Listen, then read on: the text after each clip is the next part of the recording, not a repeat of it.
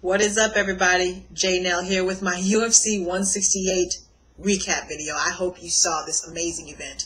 This is the first time in like my 3 years of doing these little vids that I've actually gone below 500. I got 2 out of 5. That's it. Bees like that sometimes. Good thing I'm not a gambling woman. All right.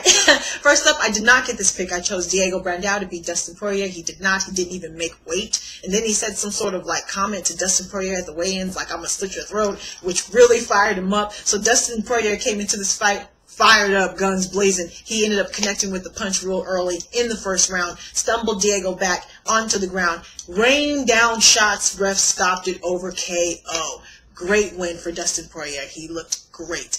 So let me know who you think he should fight next, featherweights.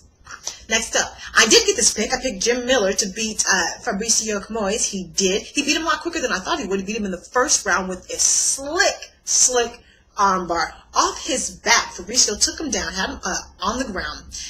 Jim Miller put his shin in Fabricio's face. When Fabricio went to go move the shin, he snuck his leg through and got an armbar. It was slick. It was smart. It was an awesome submission. First round, lightweights. Who do you think Jim Miller should fight next? Both those divisions right there, the feather and the lightweights, are stacked. So you can't just easily get a title shot because there's so much talent there. Who do you think Jim should fight next? Next up, I did not get this pick. I chose Josh Barnett to beat Travis Brown. He did not. Whew. And it ended quick in the first round. Travis Brown, so they're filling each other out for a couple of seconds. Josh goes in for a takedown, gets him up against the fence, and when he's trying to take him down up against the fence, Travis rains down these dagger-like elbows with the long arms, devastating elbows that hurt my soul. I mean, on the third elbow, Josh Barnett's arms went limp. I was like, ref, stop the fight, okay? Stop it.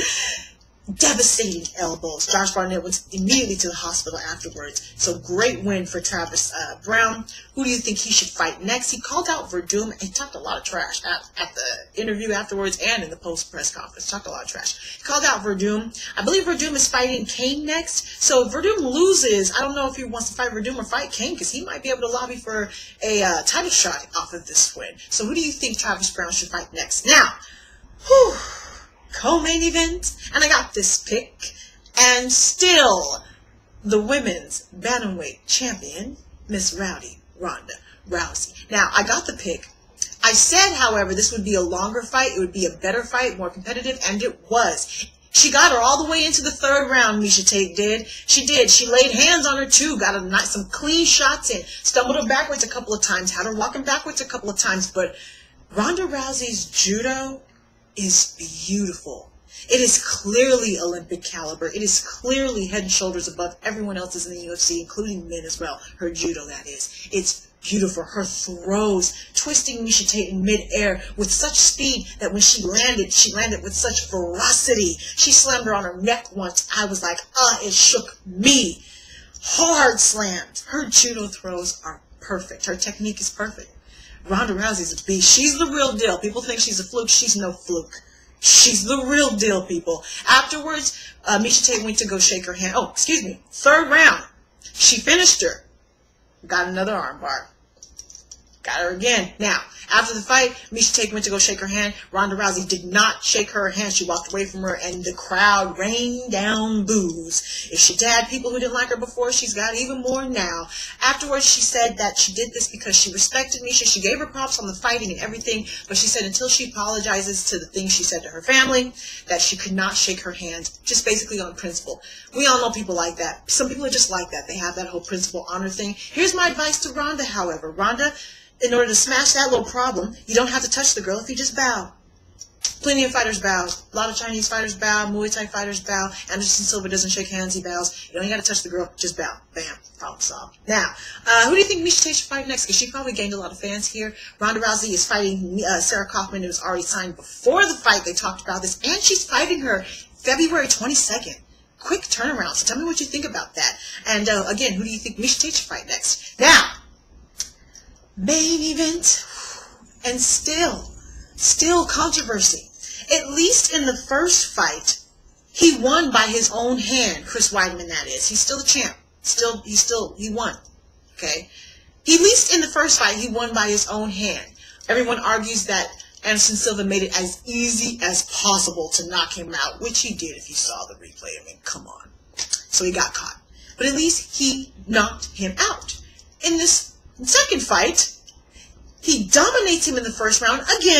Again, even more so. Second round, they come out.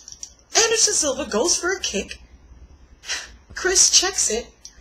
And Anderson Silva breaks his leg in the most horrific fashion. He wraps his leg around Chris Weidman's knee, not his knee, his shin. His leg was dangling like Ware from Louisville, but except for the shin wasn't sticking out of the skin. Leg in half. It was so, it was disgusting. Horrific break.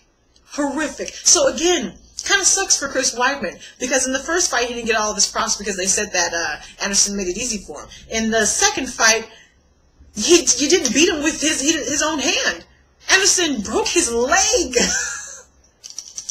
So he still didn't beat him. I mean, he beat him. He won the fight, but he didn't beat him by his own hand. He beat him more in the first fight than he did in this one. So that kind of sucks, man. So there's still going to be two big question marks there. You got 2 wins over pound for pound, a man considered to be the best fighter in the world with 2 big question marks. That sucks.